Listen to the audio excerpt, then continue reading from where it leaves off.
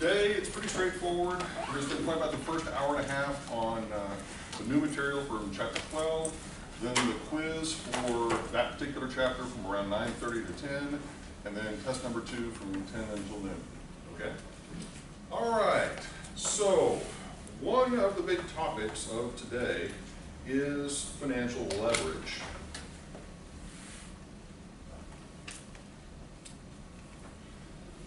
So how many of you have heard that term before?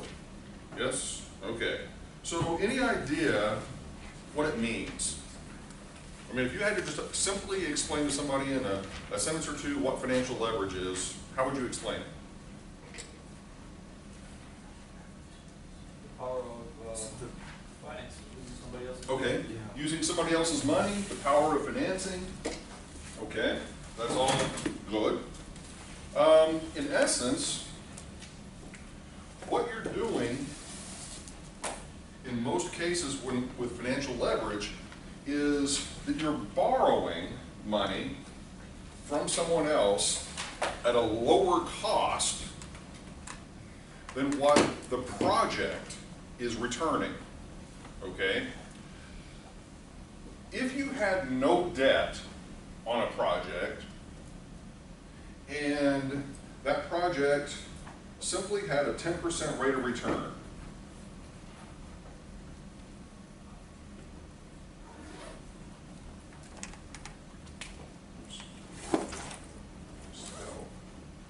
okay, has a 10% rate of return, and that's assuming an all equity transaction, no debt, then simply your rate of return as the equity investor is simply 10%, okay? Now, whenever we introduce debt into the equation or borrowing other people's money, the key in this particular scenario is we want to borrow at a rate something less than 10%.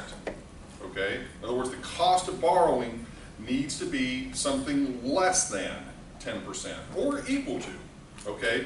If it's equal to, in other words, if we borrow money at 10% and the project is returning 10%, we're not getting any financial leverage. Okay? It's just simply we're getting the same return. Okay? But if we borrow money at less than 10%, we're going to be generating positive financial leverage. Is it equal or less, or just? Well, really less than. Less Okay? If we want to get any form of leverage. Okay? We're not getting any leverage at all if it's equal. Okay? But below 10%, we're going to be generating positive financial leverage. That's a good thing. Okay? That means that we're going to be earning not only whatever our rate of return is, but we're going to be earning more because of the cost of debt being something less than the overall project return. And I'm going to show you a little formula to kind of help to conceptualize this in a minute. Right now, just trying to help get your head wrapped around this. If we borrow at a cost of borrowing greater than 10%, we're still going to have financial leverage, but it's going to be negative, okay? And that's a bad thing, because there, the cost of borrowing is greater than the return that we're getting. So we're, in essence, we're going to be losing money, okay? All right, does that make sense conceptually? Everybody cool with that? All right, now, a simple formula for this is sort of the overall project return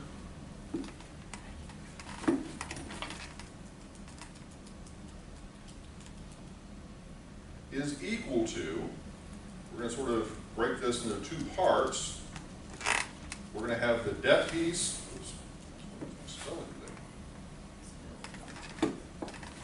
our debt piece, and our equity piece. Okay? Over here on the debt piece, the first half of this is going to be our loan to value ratio, and then over here is going to be our cost of debt. And both of these are going to be expressed as a percentage.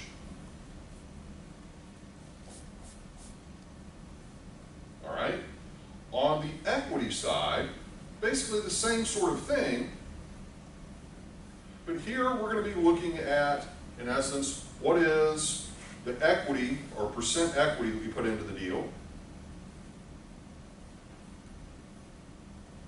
and then our return on equity. Okay? Really simple formula, and we're going to try to work through several different examples to give you kind of the idea of what we're talking about. So let's just say that we start off with that project return of 10%. Okay? Now, you tell me, all right, what sort of loan-to-value ratio do we want on this particular investment? 90%. Okay?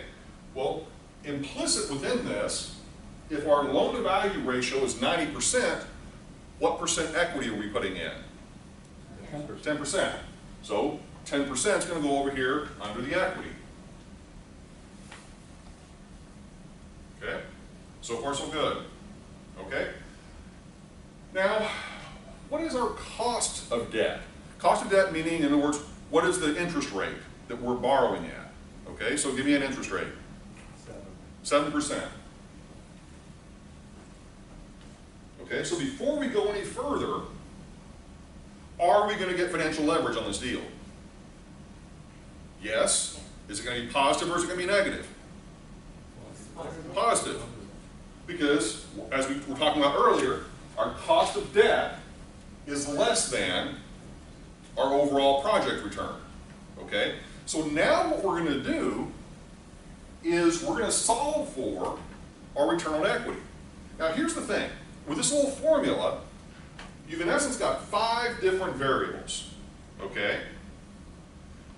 I should be able to give you any of those 4 variables and you should be able to solve for the 5th. Does that make sense? And just in terms of the basic math. Okay? So what I typically do whenever I approach this is I simply start out and do whatever piece that I have available there. So in one sense, 90% or 0.9 times 7%, this is going to give me basically 6.3. Okay? Do I follow that? Now, if I take 10% or 10 minus 6.3, that means this has to be 3.7. Does that make sense? Okay, in other words, 10 minus 6.3 gives me 3.7. But that's not the answer. That's just simply what is 10% times, that should be times, not plus, times the return on equity. Okay, so what we got to do is now back solve, taking 3.7 and dividing it by 10%,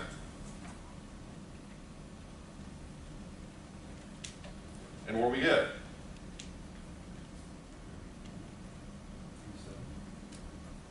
37%. Okay? Now, let's add some dollars to this for a second, okay? Just to kind of illustrate what's going on, okay?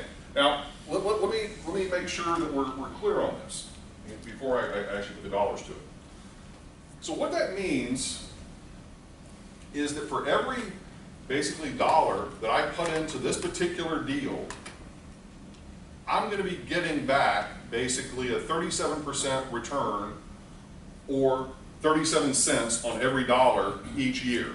Does that make sense? So in essence, really over about 3 years, we're going to fully pay back our equity, would be another way of looking at that. Because if we're getting 37% a year, 37 times, let's say 3, or a little over 3, you're going to easily be paid back, to my point, within 3 years. Okay? I'm just doing some roughly simple math just to kind of illustrate the concept. Now, in this particular case, before we go on and we put the other numbers to this, let's just sort of change up the scenario just a little bit so you can kind of see the effect of this. So we keep the project rate of return at 10%. But let's change the leverage a little bit, okay?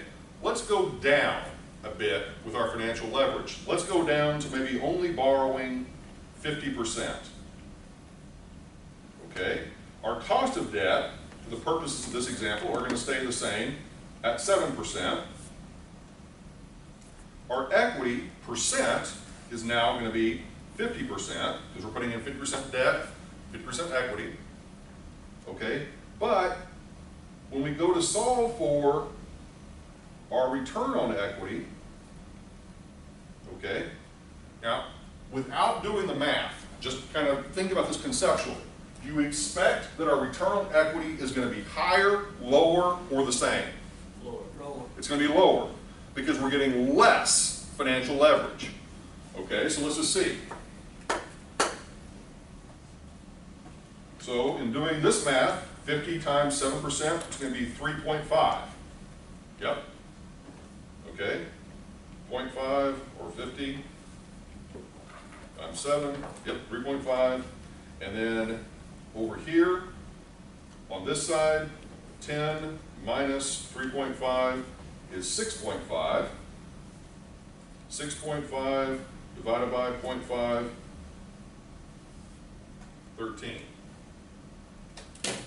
Okay, so by borrowing less money, okay, in other words, less debt, we have decreased our rate of return on our equity from 37% down to 13%. Okay, is everybody cool with that? Yes? Okay, any questions about that so far? Okay, let's take it one step further to illustrate my point from earlier.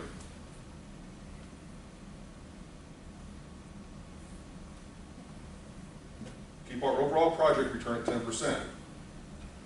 Now, in this case, let's say that we go down to 0%.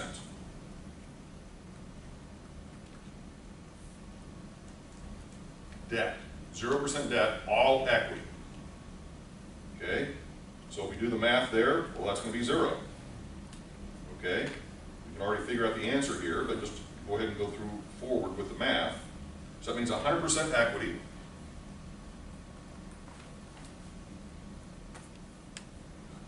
And if we do the math here, 10 minus 0 is 10. 10 divided by 100%, 10%. Okay, so that's a no leverage deal. Okay, that just simply means we're not borrowing any money whatsoever, therefore we have no interest expense. Okay, and we're putting in all equity, 100% equity, and so backing into that, our project return or our return on equity is going to be 10%. Okay, everybody cool with that? All right. Now let's take it a step further. All right, so 10% is the project return.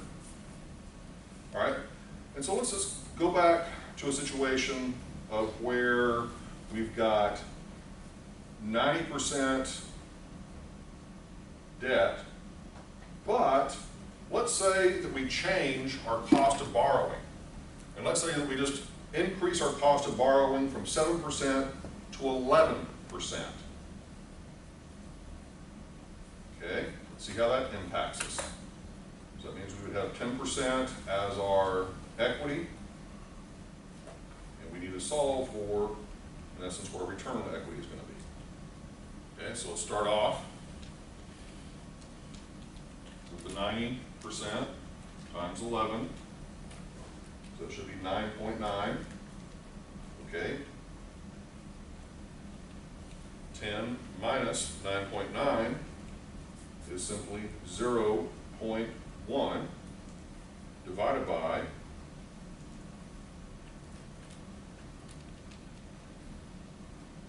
okay, and we end up with what? 1%. A 1% rate of return.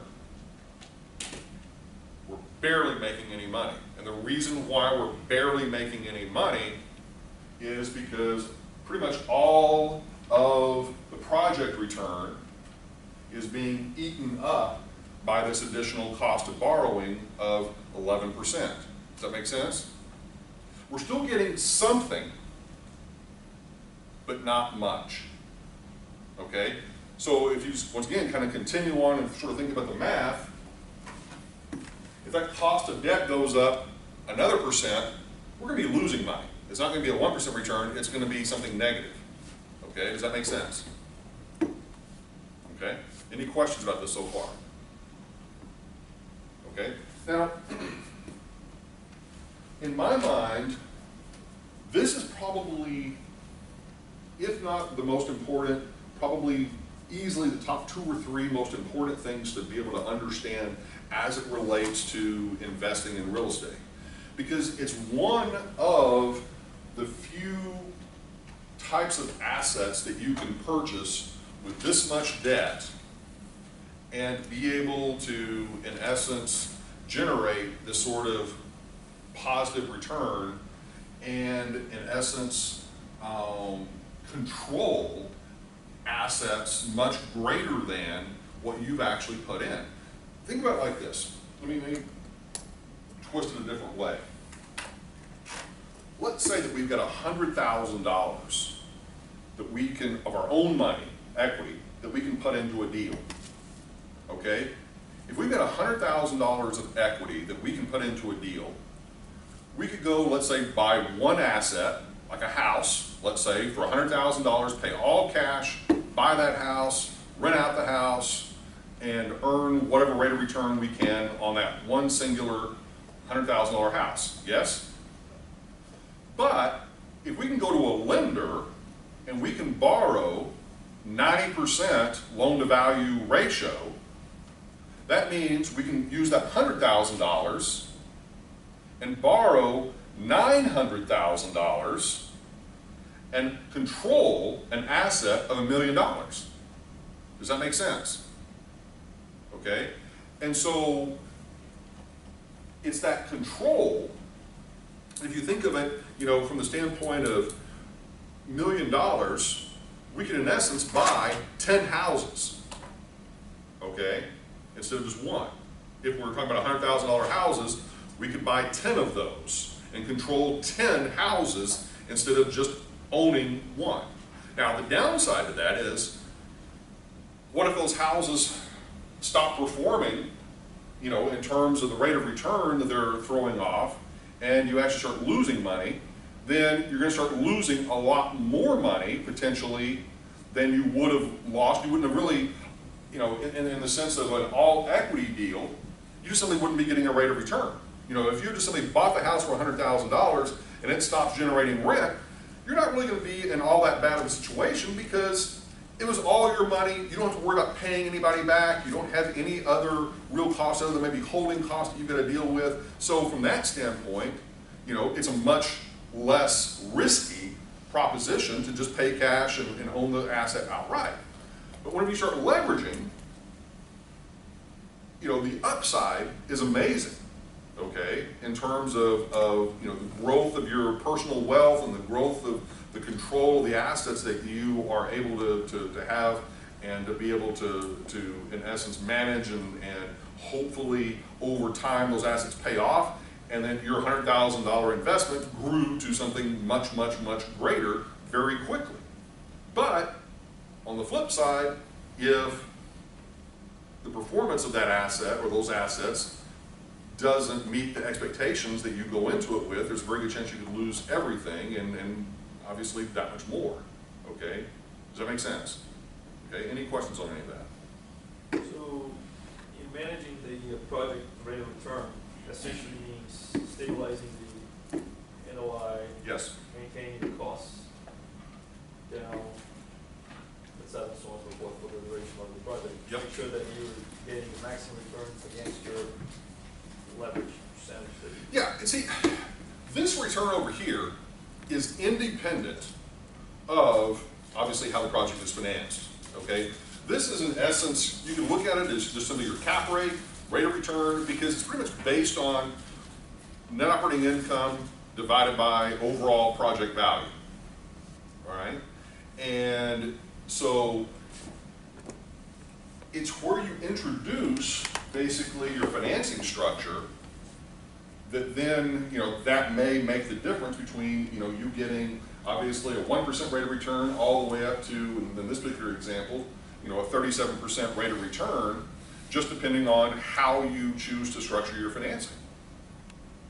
And this is one of those sorts of things you have control over, or at least to a certain extent you have control over, in terms of finding a lender. A lender, once again, could be defined as not necessarily just a traditional bank. It could be a high net worth individual that is simply looking to place their money somewhere and get maybe a fixed rate of return. Okay? So, stop thinking of lenders as necessarily, the traditional bank that you walk in their front door and you sign a bunch of paperwork and you get a loan from. It could very easily be just simply a high net worth individual that's able to in essence, loan you the funds to be able to do a project. Because in a lot of cases, a lot of these high net worth individuals, they don't want to have to deal with the day-to-day sort of operations of a property. In many cases, they're simply willing to say, here's the money, go do the project, and at the end of the year or end of the project, simply give me back some sort of a fixed rate of return, and as long as you meet that return, everybody's happy. Okay? All right, moving forward. But let's put some numbers into this, because I know that some of you would love to see some numbers affiliated with this. So let's just sort of take this first one here for a second. Let me actually just do it here on the board, if I can. All right, so we sort of said, all right, we've got a project. Let's say that it's $1 million project.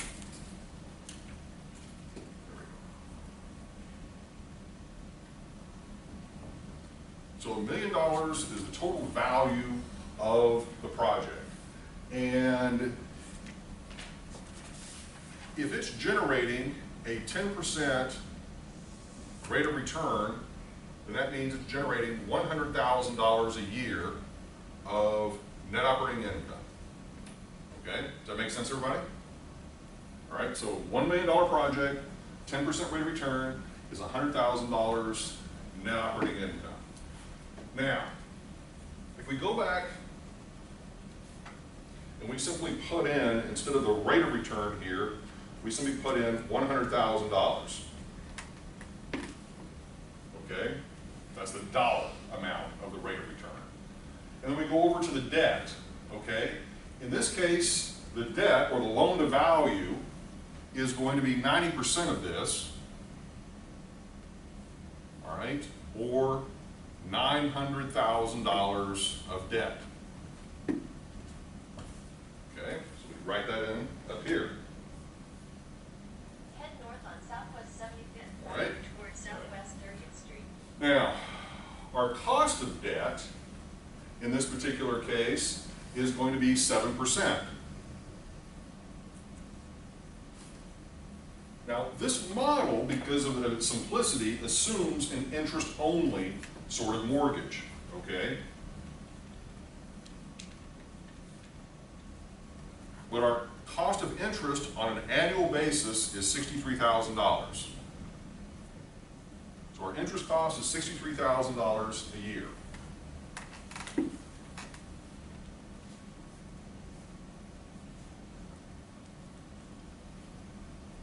Okay?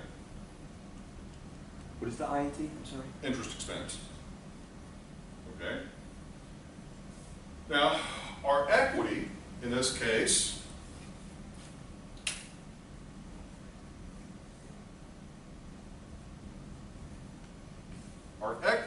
is going to be the $1 million times 10%. Just happens to be the same as rate of return, but that's not, these two are not the equivalent. Don't confuse it. All right? $100,000 is our equity. Okay? And in this particular case, right here, $100,000 is our equity. And 37% return on that equity each year would be $37,000. Okay?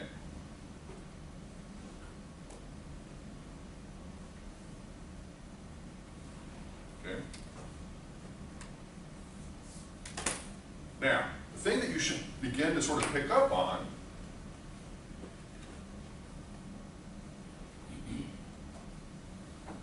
what happens when you add the $63,000 cost of debt to the $37,000 return on equity? What do you get? $100,000. Okay? Does that make sense? So all I've done here is just simply put the numbers with respect to the dollar amounts. Okay? Using a formula, you've got to use the percentages, but in terms of just sort of seeing what those percentages may relate to in an actual example, I put the numbers up there so you kind of get a perspective. So once again, the 37,000 plus the 63,000 equal the overall project rate of return. Does that make sense or fine? Yes or no? Okay? And this is just somebody telling you you've got $900,000 of debt, $100,000 of equity. Okay? Everybody cool with that? Any questions? Okay. Moving forward.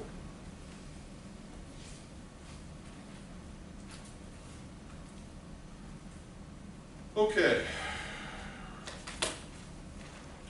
Some of this is going to be a little bit of a review, simply because of just what happens to be in this particular chapter.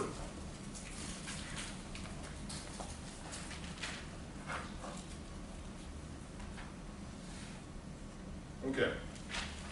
Loan to value ratio.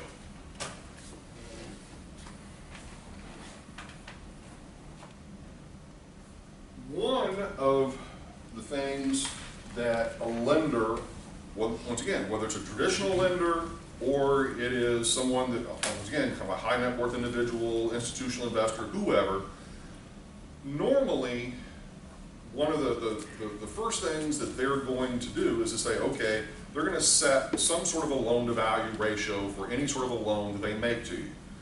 Now, how that loan to value ratio gets set is dependent really on kind of what the lender chooses to do.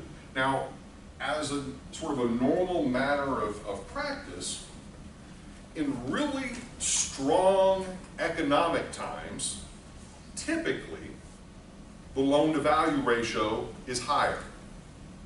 And what that means is that signaling on the part of the lender that they have confidence in the underlying value of the asset and its ability to generate income and their ability to be paid back. In weaker economic times, or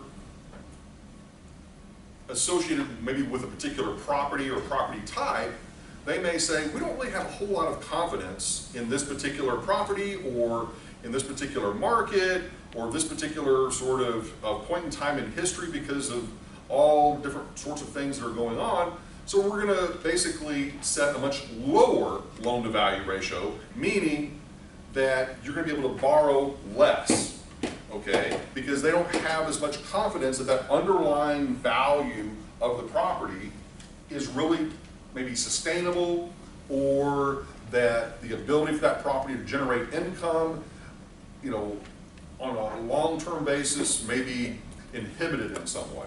Or it could just be it's an area of town that has poor economic conditions, and the lender is just simply saying, we're trying to hedge our risk here, and we're not, you know, willing to lend here simply because we don't think it's once again a strong enough economic, you know, sort of environment for the property to be able to make its debt service payments. Okay, does that make sense? Okay. Now, so let's say that we've got a property and we've valued this property at $5 million. Okay, so $5 million overall value. And let's say that the lender has set a maximum loan-to-value ratio of 65%. Okay? So, very simply, what would be the maximum loan amount that we could potentially obtain from that lender? You're simply going to multiply the 5 million times the 65%.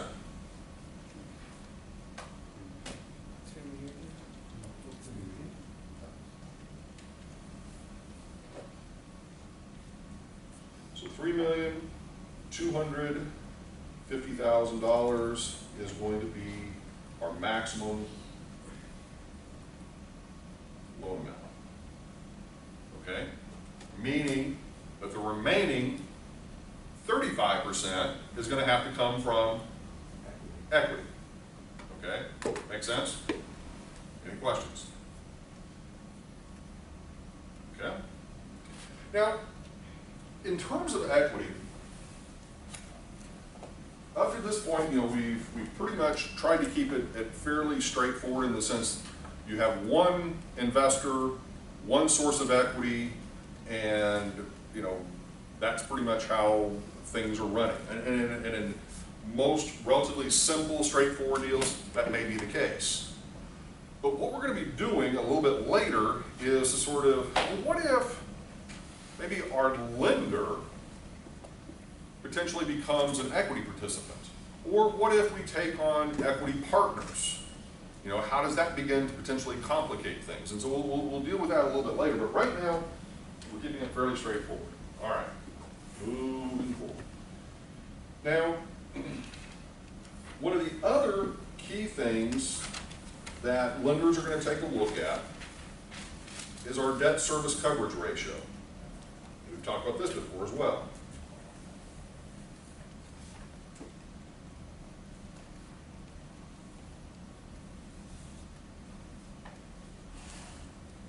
All right. So in addition to the loan-to-value ratio, one of the other things that a lender is going to typically set is this debt service coverage ratio.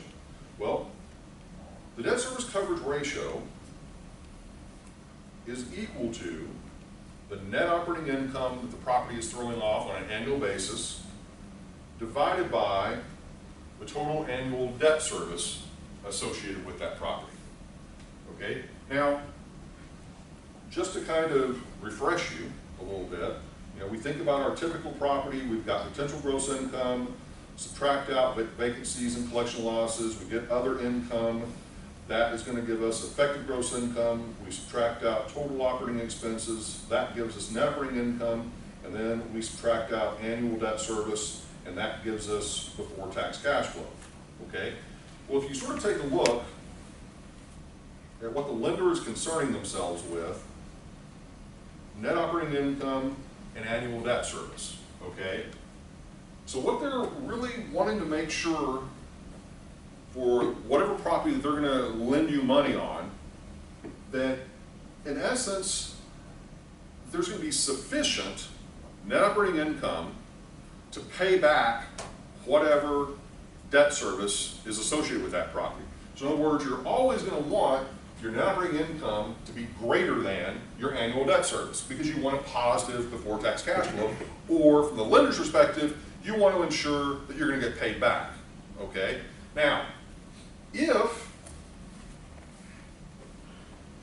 the lender were to simply set a 1.0 as the debt coverage ratio, they would never do that, okay? But assuming they did, what that's basically saying is, let's say that we've got $10,000 that we have calculated as our net operating income, and the lender is willing to make us a loan where our annual debt service happens to equal $10,000, and that leaves us with a before tax cash flow of 0. So in other words, we're simply saying 10,000 divided by 10,000 is going to give us a debt service coverage ratio of 1.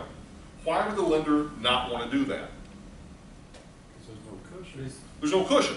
In other words, there's nothing left that in the event that you potentially, in some way, screwed up, with the net operating income, that potentially vacancies were higher than you expected, expenses were higher than you expected, you didn't generate maybe as much other income as you had anticipated, all of that will flow through, obviously, down to the net operating income. And so what that would mean is that if anything goes wrong, the lender potentially is going to be left in a situation of where you may not be able to pay them back.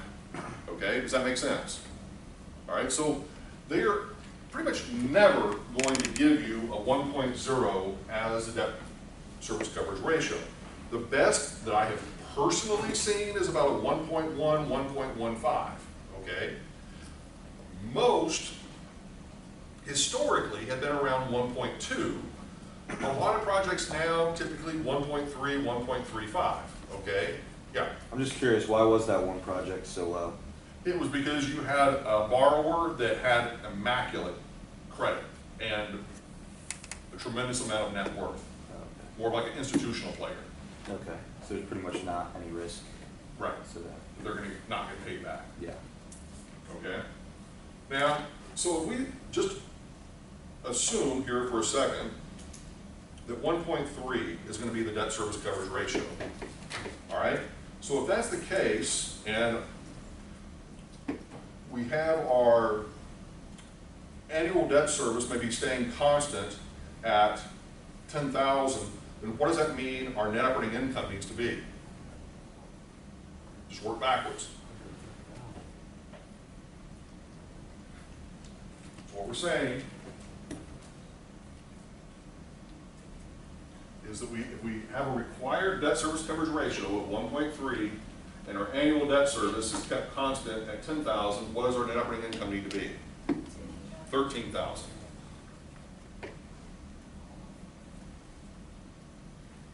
Okay, so in other words, 13,000 minus 10,000 would be 3,000 in terms of actual dollars, but in terms of the debt service coverage ratio, it would be 1.3. Does that make sense? So there's a 30% cushion is the way to look at it percentage-wise, or in terms of dollars for this particular project, a $3,000 cushion.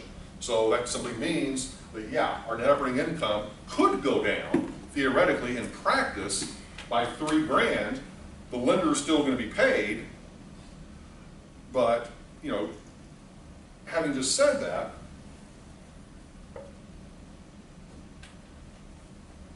historically, whenever you've obtained a real estate loan,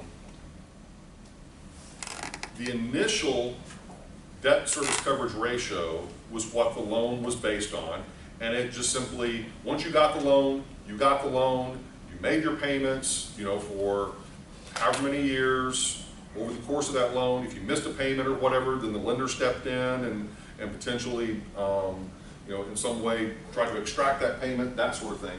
But what has begun to happen in many commercial loans within the past few years is that instead of that whole thing of once you sort of walk in there and once you get the loan and you walk away and never have to really almost see the lender again except to give them a check every month for the mortgage payment, now many lenders are monitoring or are requiring that you provide them documentation on a regular, ongoing basis, whether it's in real time in the sense of they have access to all of your accounts affiliated with this property, or it's like a monthly statement, or it's a quarterly statement, or an annual statement.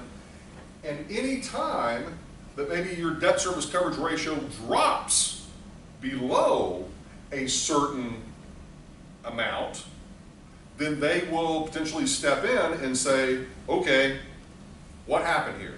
Why did it drop below a 1.3? And potentially, depending on the reason, like for example, you probably lost a tenant.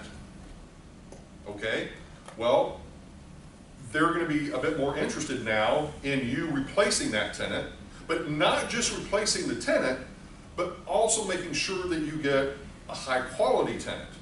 Okay, so in some cases, what may happen is the lender will have not only that requirement that you meet the certain debt service coverage ratio, but also they are going to have sort of an approval process that any new tenant that you want to introduce into the property, they've got to sign off on, okay? In terms of the quality of that tenant, in terms of the cash flows, you know, making sure that they're going to be certain. And so this brings up a really interesting dynamic in real estate lending that's emerged over the past several years. Historically, the loan was made to, let's say you, the borrower, okay, based upon your credit history, based upon your sort of financial footing and foundations, okay?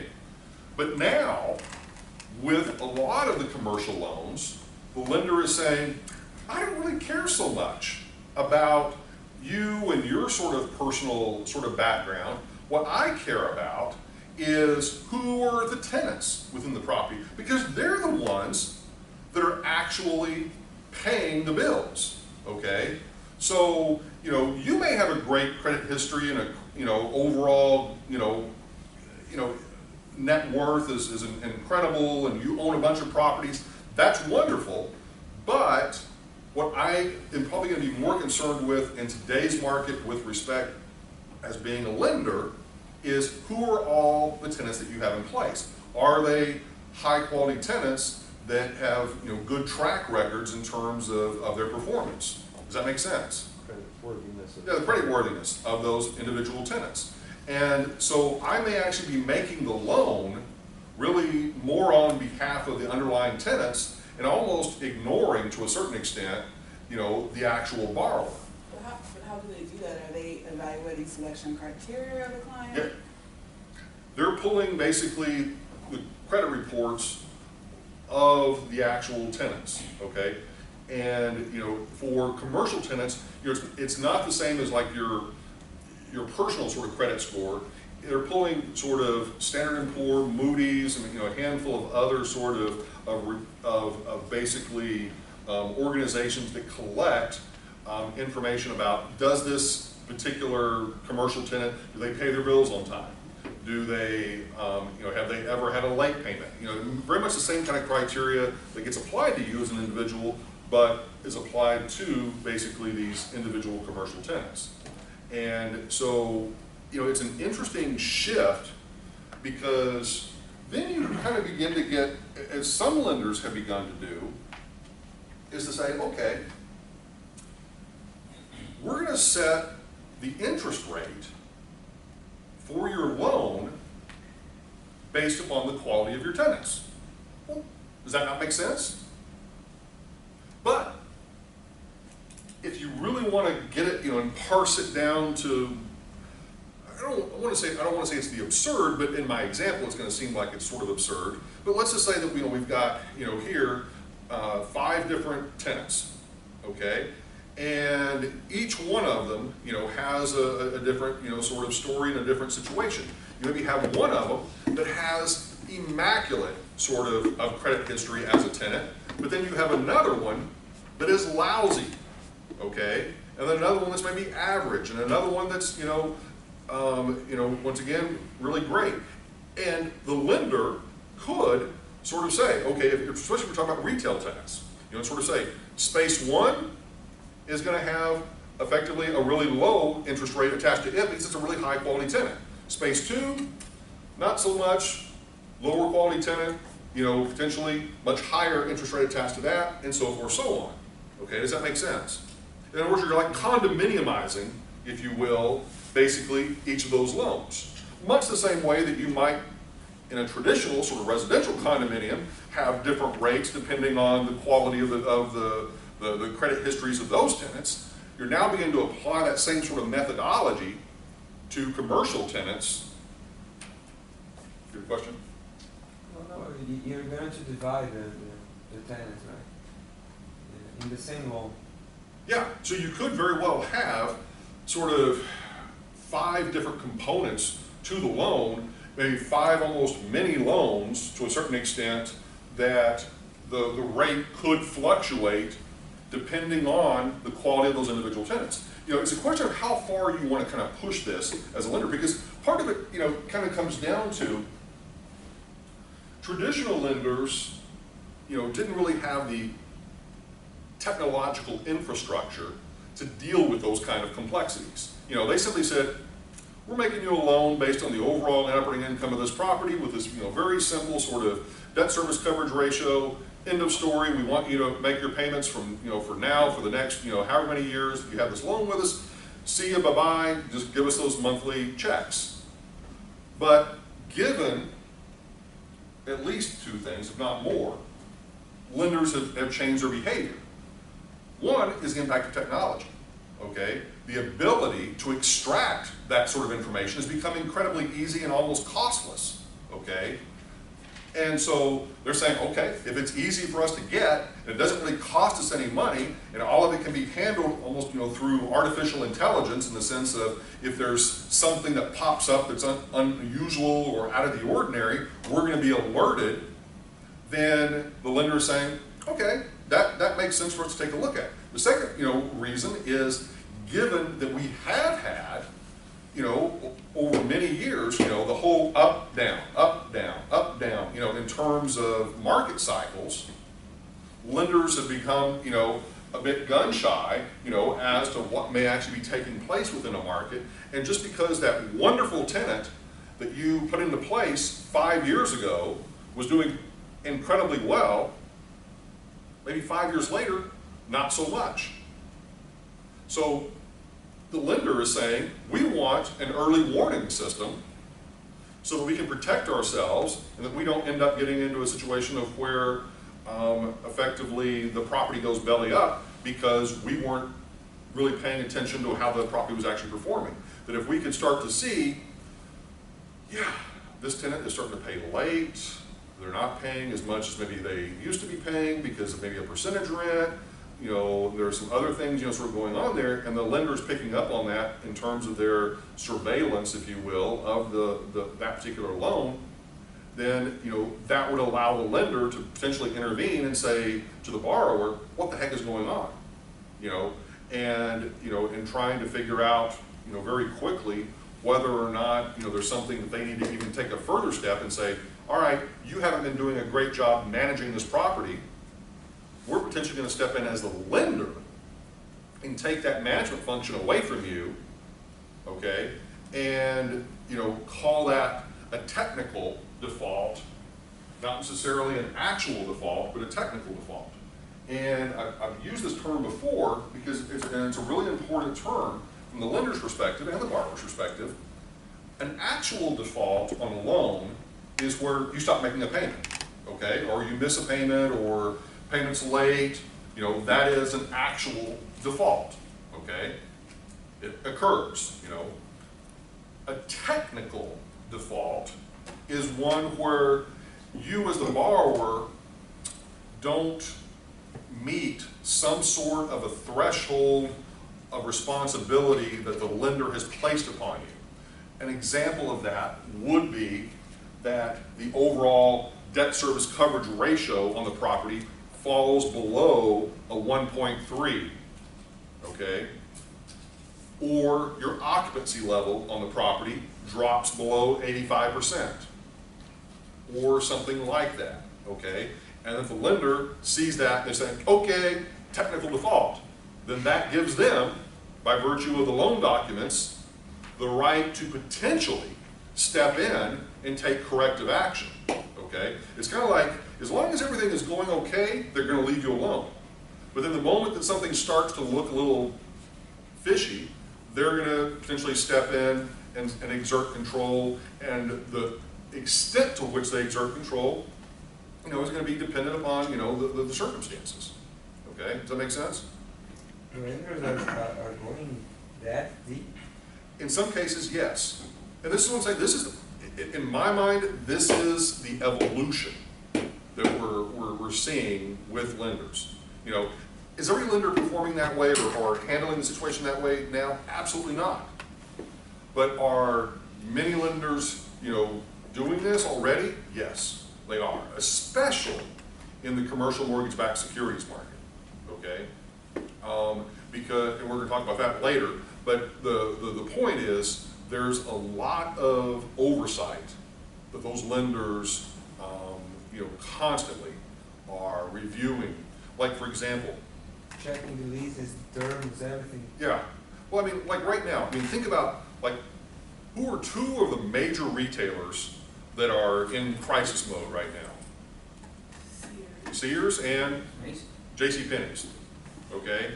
You know, and many of the articles, if you've read them over the past, you know, just even few months, they're pretty much saying this is probably the last, quote unquote, holiday season that both of those retailers may see, simply because they're both in financial dire straits. Sears would have probably been out of business a few years ago had they not had basically, you know, major cash infusions from this, you know, sort of, you know, hedge fund that were, you know, giving them loans, whereas JCPenney's doesn't really have that deep pockets, so there's a very good chance that both of them are probably going to go out of business. Well, it's interesting. Sears traditionally owned the real estate under most of their stores, okay? And that was one of their biggest assets. And now, I think, you know, I'm not really 100% sure, but I think a lot of that has been sold off, and there may be still some left. But I guess my point with this is, what if you were the lender that potentially had the loans for stores like Sears and JCPenney's? And maybe those loans were made 10 years ago. Would you not be a little worried right now that you're going to get paid back? So would you not potentially want to maybe step in and say, hey guys, the show's pretty much over, we probably need to sell off these assets while there's still some value there? Because we don't want to be, as the lender, left holding the bag with nothing in it. Does that make sense? So that's what I mean by this, is that there's going to be a bit more due diligence or surveillance or, you know, looking for those kind of circumstances on the part of the lenders. Okay? All right, but not every lender. Okay, moving forward. Okay, so this next piece, all right, let me finish up with this one here real quick. All right, so let's say that this particular property is generating $13,000 of net operating income, and we have this debt service coverage ratio of 1.3. That means that our annual debt service is $10,000.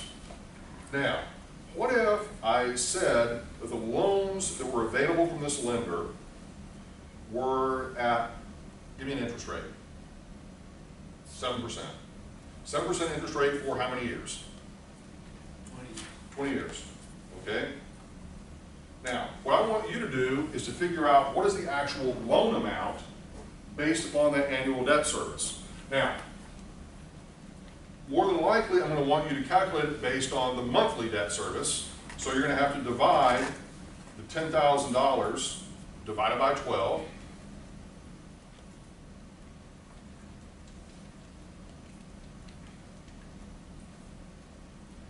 And that's going to give you a monthly payment of $833.33. Okay? So if we simply take 12 payments per year, and we put in $833.33 as the payment with a 7% interest rate for 20 years, what is the maximum loan amount? We'll be solving for present value.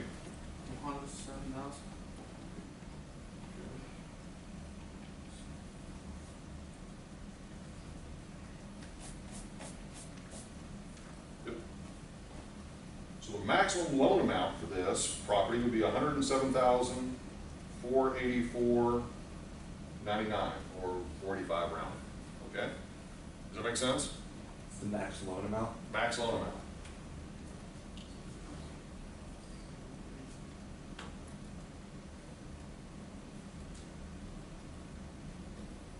Okay.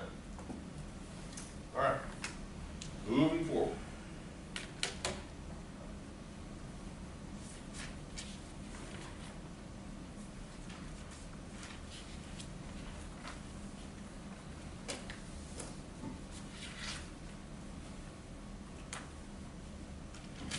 All right. equity participation loan. Anybody have any idea what this is? Okay. So you may have a lender, once again, think non-traditional lender, just simply think, once again, kind of a high net worth individual, other sort of player in the market. And they basically say, all right, we're willing to make you a loan. And we're willing to make you a loan with a low stated interest rate, but what we want is a piece of the action, okay, in the property. And by that, they may want a piece of the operating income the property generates in terms of a piece of the net operating income. And they also may want a piece of the upside value in terms of the sale of the property, okay? So in one sense, they're becoming an equity participant within the property. They're no longer just a debt provider or a lender. They're now saying, we're going to loan you this money, we're going to loan it to you at this low stated interest rate, but we want a percentage of your net operating income each year, and we want a percentage of the value increase of the underlying property. Does that make sense? Yes or no? Now, why would you, as a borrower, agree to that? Number one, maybe you don't have a choice, okay? Number two, why would you agree to it? You get more money. You might be able to get more money, or you might be able to, you're once again able to borrow at a lower interest rate, maybe even shift some of the risk away, you know, from yourself to the lender in some ways. But why would you not want to do this as a borrower? Loss of control, loss of equity. Maybe the loss of control and certainly the loss of equity side, in the sense that all of the effort that you've put into actively managing this property and you know, getting it up to a certain occupancy level, you know, all these other things, you're going to feel like, to a certain extent, maybe you're being cheated out of some of the economic profits affiliated with the property, just because this person over here, or this lender over here, is providing you with the money, but they actually have never lifted a finger to actually do anything affiliated with the day-to-day operations, okay? And it's kind of an interesting, you know, dynamic. Anybody that's ever had financial partners in a deal, you know, there's almost always kind of that tension that exists there, because you have the day-to-day sort of operator that's out there getting their hands dirty, doing, you know, all the work and getting the property up and ready for occupancy and keeping it, you know, occupied and maintained. And then you have this other person over here, or, you know, lender, whoever it might be, that in essence is just simply providing the money, but they're not doing anything other than providing the money, okay? And then that tension of, you know, this person over here with the money is saying, well, look, I want my rate of return, you know, give me my money. This person over here says, well, I've been, you know, working really hard and we're barely, you know, making any money at all, and I'm having to give virtually all of it to you, you know, that sort of thing. So it's an interesting dynamic, but let's work through kind of an example here of this sort of equity participation loan. So let's say that we've got a property, $2 million is the value. All right? And we get, how big of a loan do we want to get in terms of loan to value? Give me a percentage. 90. Okay? So a 90% loan to value. Okay? Let's do the math on that. Should be, what, 1.8? Yep. Okay? So a $1.8 million loan. All right? Now, let's say that so what interest rate? We want to give a really low interest rate, so what? 2%. 2%? All right, 2.5%, we'll compromise. All right, 2.5% interest rate. And in this case, we'll say 15-year term.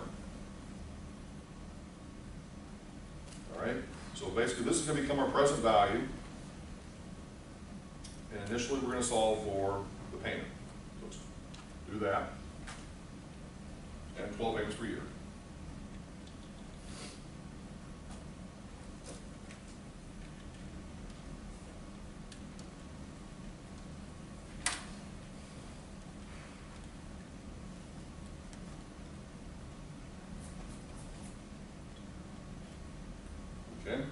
So our monthly payment is gonna be $12,002.21, yes?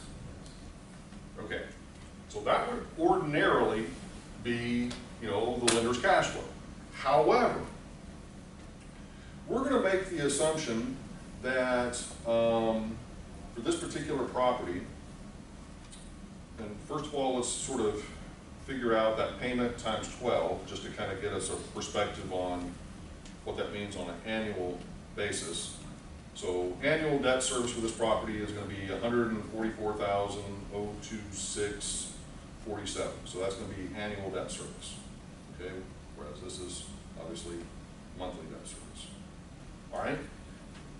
Now, let's say that our annual net operating income is $250,000. And that's going to stay fixed. So our annual net operating income is going to be $250,000. That's going to be our annual debt service. All right. Now, in this particular case, what we want to first of all, let's just sort of figure out, well, what's left over.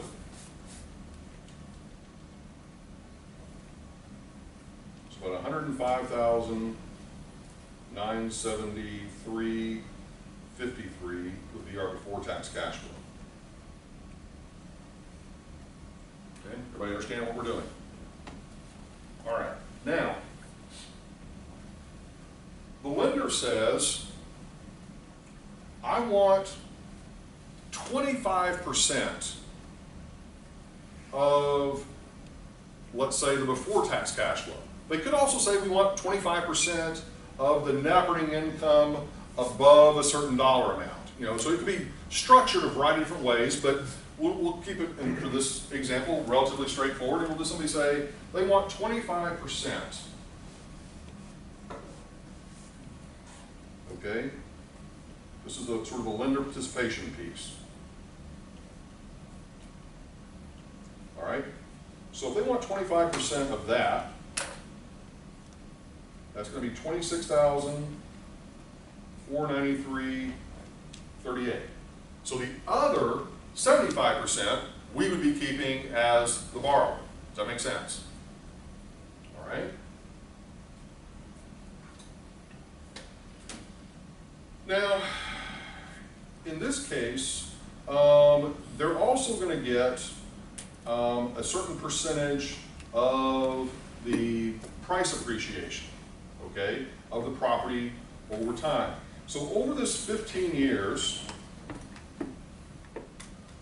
we could sort of approach this a variety of ways. We could simply say, okay, it's going to be, the property's going to sell for a certain dollar amount, or it's going to appreciate at a certain percentage per year. You could also say that it's going to be based upon the net operating income divided by the cap rate. So we could come at whatever that number is in the future a variety of different ways. Okay, does everybody understand? Okay. Now, so in this particular case, let's say that they're going to use an 8% cap rate to come up with a value at the end of year 15. Okay? And if we're making the assumption that the net operating income is going to stay constant, then pretty much from that point forward, really the value is not really going to be going up. Okay? It's going to be whatever it is based upon the cap rate, but it's not going to be going up anywhere beyond that. So let's just see what that would actually even be. So $250,000. It's the end of year 8, you said? 15. Oh, 15. So $250,000 is our NOI, okay, divided by the cap rate of 8% means that we would have a value, just to see what that gives us, of $3,125,000. Okay, is what we would sell it for at the end of year 15. Everybody understand that? Because our NOI is not going to be going up, it's going to be fixed, so, but that's what we're going to sell it for, $3,125,000. Now the lender they want a piece of that as well, okay? And so, excuse me, above and beyond what you initially paid for it, well, if you paid $2 million for the property, then the increase in value was $1,125,000. So in other words, that is the property appreciation.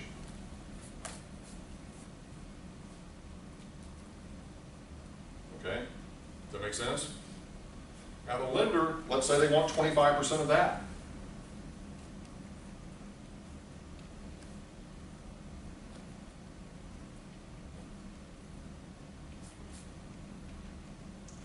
That would be $281,250. Okay? Are you starting to see what this thing is doing? It's stacking up as a cash flow problem. Okay? So, let's just sort of think about this for a second. How much is the lender giving to us at time period 0? 20%. They're giving us 1.8 million, yes? Okay. How much is the lender receiving each month? Well, that's where it gets a little tricky, because the annual cash flows are really going to be the annual debt service. They're going to be receiving that, but they're also going to be receiving this equity piece, okay, of 26,000. So in essence, So in this instance, they're receiving both 25% of the before-tax cash flow and the, debt service. okay. So let's just sort of take a look.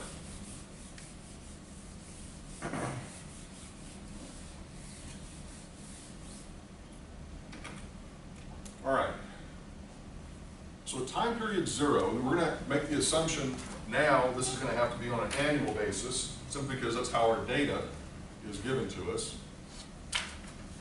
No, it's one period per year. Okay, we're going to have 1.8 million as our cash outflow for the lender. And then for the first year, they're going to get $144,026.47 as their annual debt service, plus they're going to get the $26,493.38. Add those two together, and then that will be the cash flow that they're going to receive basically each year for the 15 years. Does that make sense? Okay, but, in the final year, the lender is also going to receive what? They're going to receive the $281,250. So what you're going to do is you're going to make the assumption they're going to receive this for 14 years. So the 14 shift N sub j, and then in that 15th year, they're going to receive the 144,026.47 plus the 26,493.38 plus 281,250 equal as the final cash flow. And then we're going to solve for basically what is the internal rate of return. In other words, their cost to borrow, or what is the lender's yield. Does that make sense, everybody? Yes? Okay, so let's do that real quick.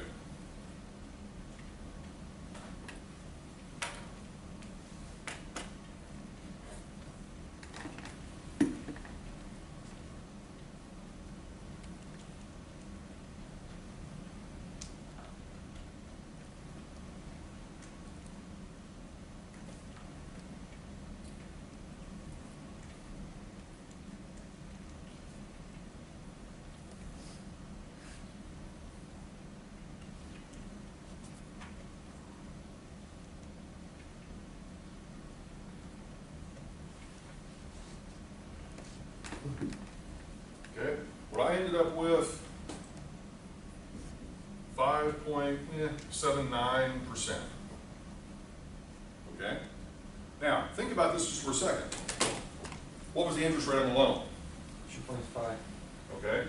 2.5% interest rate, so they're more than doubling what their sort of stated rate of interest was, simply because they're capturing some of basically the equity, okay? In terms of getting a percentage of the net operating income and getting a percentage of the ultimate price appreciation in the property, okay? Make sense? Okay. All right. Moving forward.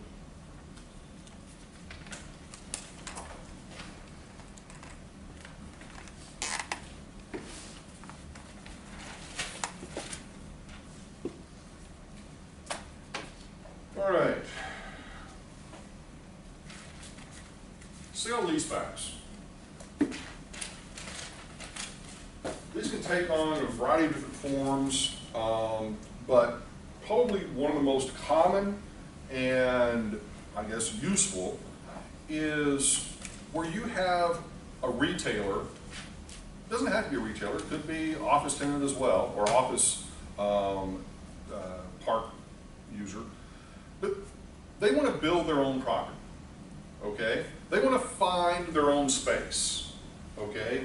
And so the most probably common of these is like with Walgreens stores and CVS's and sort of, you know, traditional sort of retail box kind of tenants. But they want to go out, they want to find their own location because they know what they're looking for.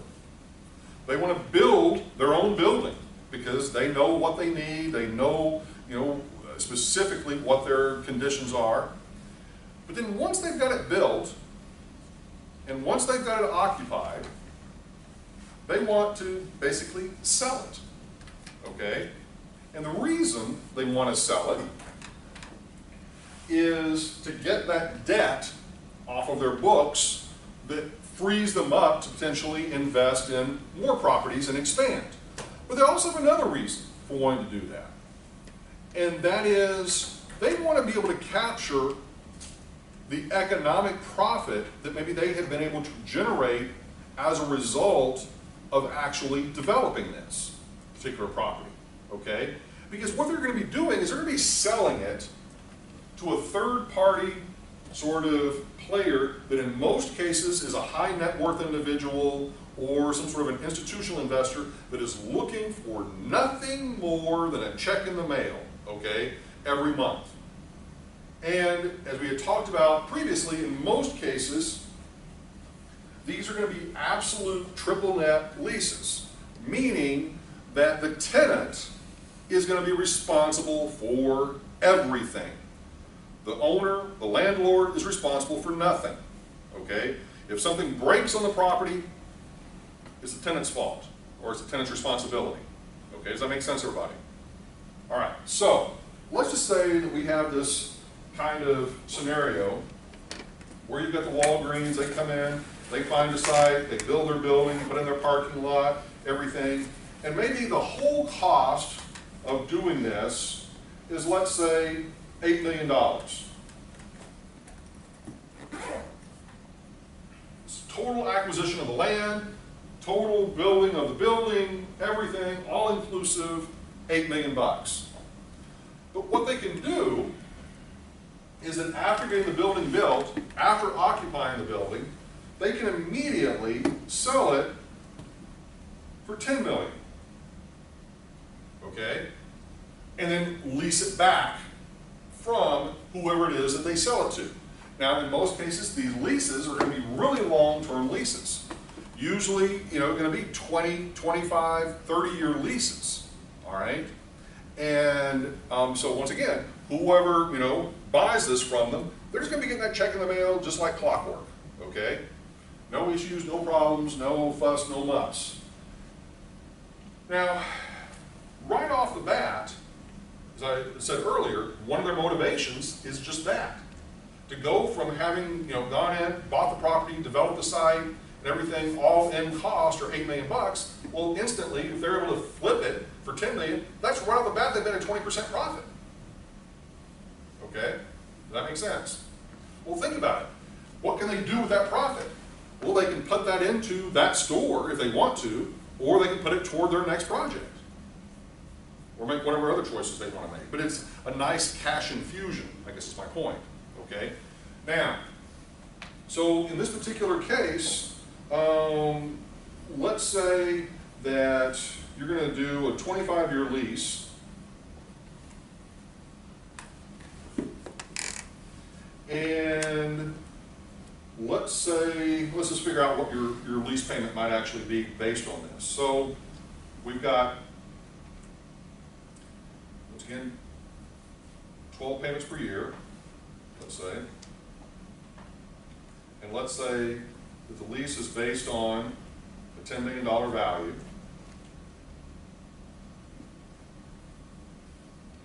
25 years.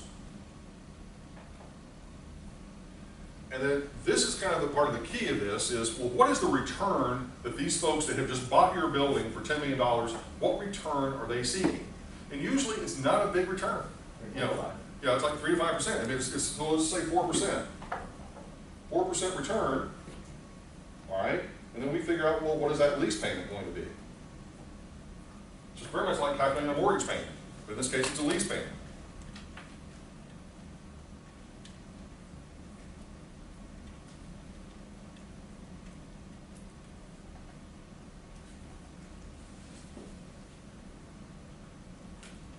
Okay, on a monthly basis, it's $52,783.68, okay, on a monthly basis. Now, if they've made a $2 million profit, let's just kind of do some simple math. This is a good example of a problem. If they've made a $2 million profit on this, how many months could they operate without having to really dip into their bank account other than the $2 million profit they made on the sale of the asset? You follow what I'm asking? If their lease payment's $52,000 a month, how many months, in essence, could they operate? So you would simply take the $2 million divided by 52,783.68. Okay. So yes, 37.8 months. So what that means is they could basically occupy the property for a little over 3 years without ever having to make a lease payment, above and beyond what they had captured from that $2 million profit.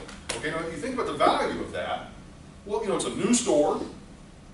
May take a little bit of time for it to obviously get off the ground and be generating the kind of revenues it needs to generate, but that gives them a nice cushion, you know, for 3 years. Not that they're going to need to do it that way, but that's just one way of kind of looking at it. Does that make sense? Okay, any questions? Okay. All right. All right, interest-only loans.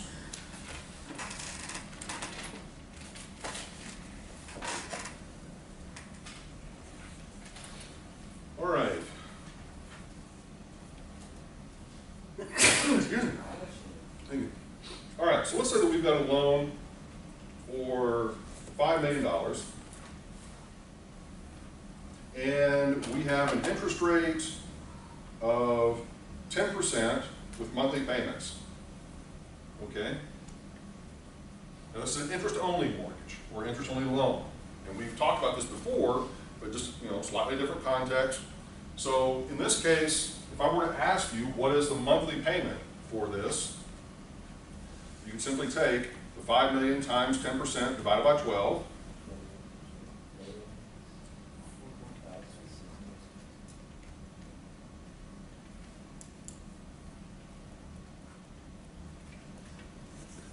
$41,666.67 would be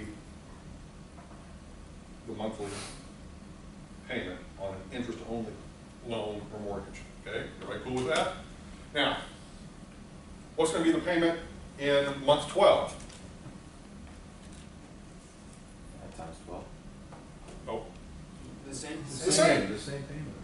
gonna be the same payment regardless of what month it's in. Okay, it's a trick question, all right? What would be the payment in, you know, month 180? Okay, it's gonna be the same. Okay, moving forward.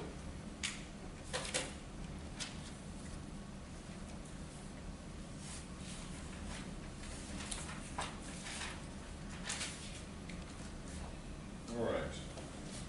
Let's skip over accruals and come back to that. We're gonna do convertible. It's a real simple one.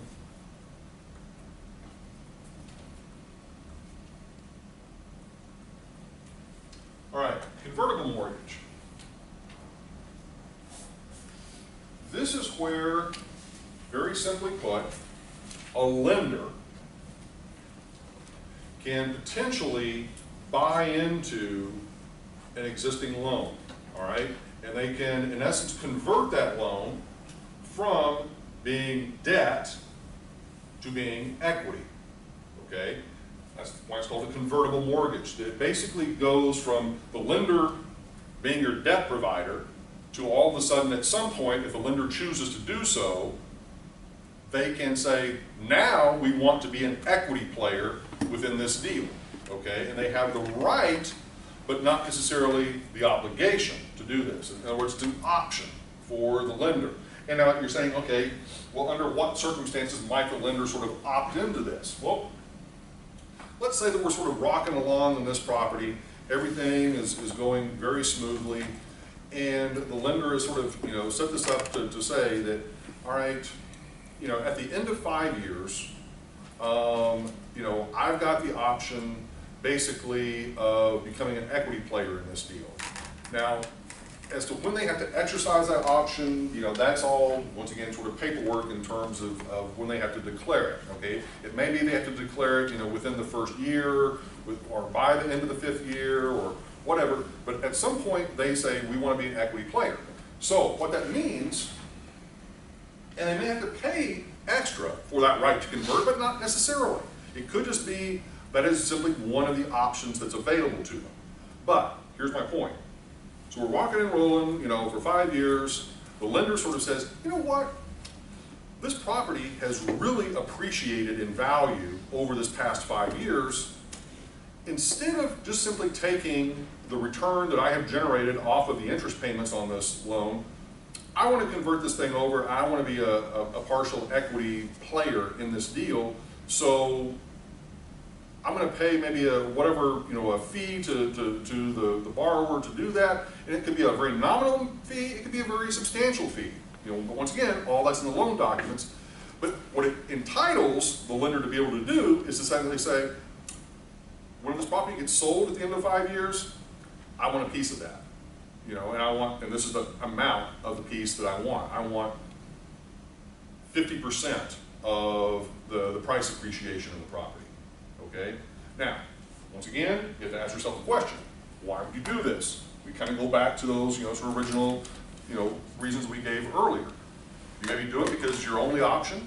It may be that, once again, this is not necessarily a traditional lender. This is, you know, some sort of a high net worth player, and they're simply, you know, looking at this as a situation, as long as everything is going okay, I'm really not going to step in, but at some point, if I choose to do so, I have the right to do so, and potentially, to a certain extent, take away a good amount of the economic profits that may have been generated off of the value of this property. Does that make sense? But this is a lender's choice kind of thing. All right? Moving forward. They can also force an early repayment. Yes, they could also, Take ownership. that is true too. They, potentially, if, once again, if certain conditions are not met, the lender could say, we're going to require you to pay off the loan early. Which forces you to essentially. Yeah, sell the property. Okay. Mezzanine loans.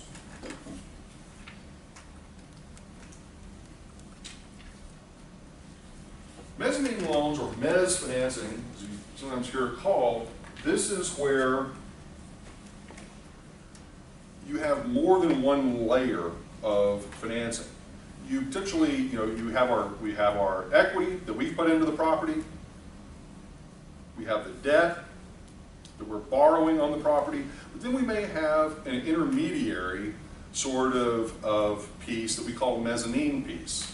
Now that mezzanine piece could be pretty much purely debt, could also be sort of purely equity, could be a blend of the two.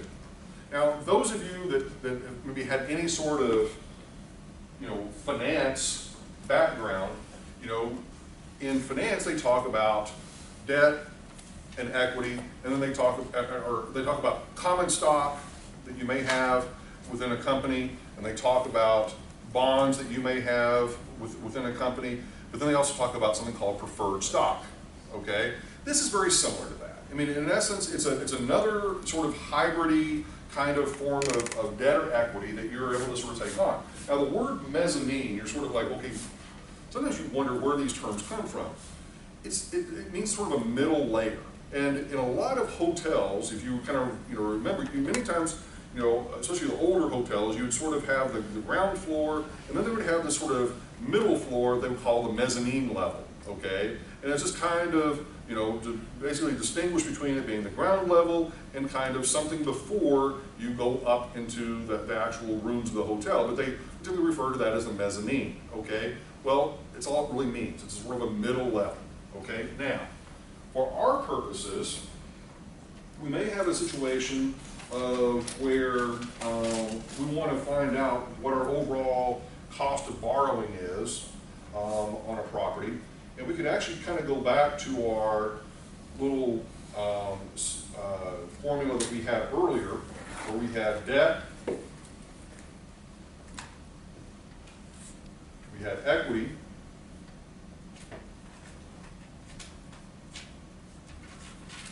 and then now we're going to add into that mezzanine, okay? So instead of there being two sources of financing, there are going to be three. So our debt, let's say, is going to be 80%. Now, what that means, if debt is 80%, then the remaining 20% is going to be split in some way between equity and the mezzanine. Okay? So it could mean, I'm just going to sort of throw this out, well, if we simply say that our equity, we're going to require 5% equity investment, then what does that leave for the mezzanine? 15. Okay? And in this case, if we say that our cost of debt maybe is 5%, and our cost of mezzanine is, let's say, 10%, and our cost of equity is possibly 20%, we could just simply say, okay, well, tell me what the overall rate of return for the property would need to be. Okay? So let's just do that math here real quick.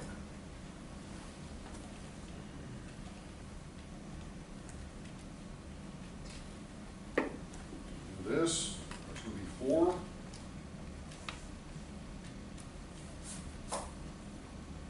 That's going to be 1. And that's going to be 1.5. Okay, so if we add those three together,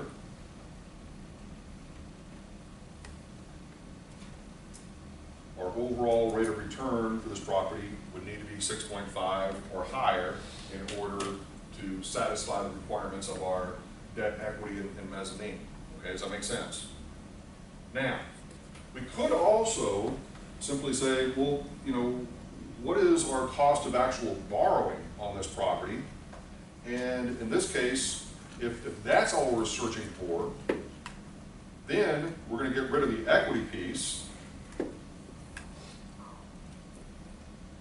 Okay, and we're potentially going to look at this from the following perspective. If we've got 80%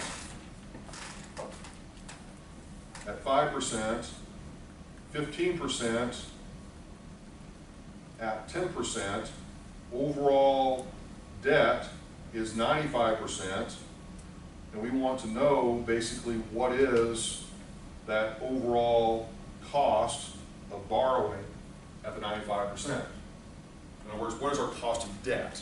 Okay, not necessarily the equity piece, but what is our cost of debt? So what we're going to do is sort of multiply this out.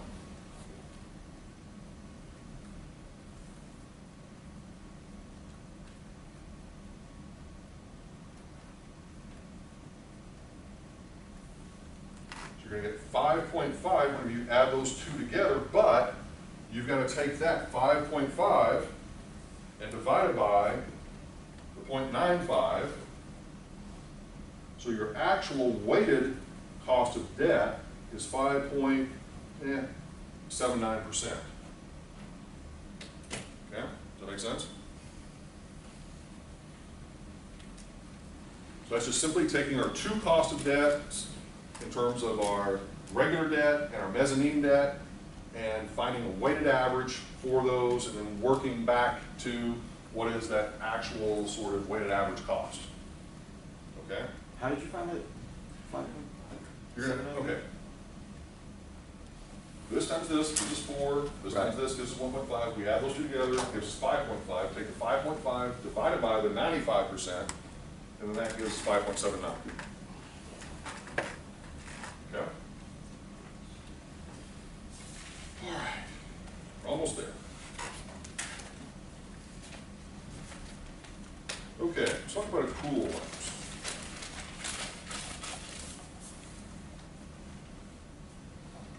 All right. Anybody have any idea what accrual loans are?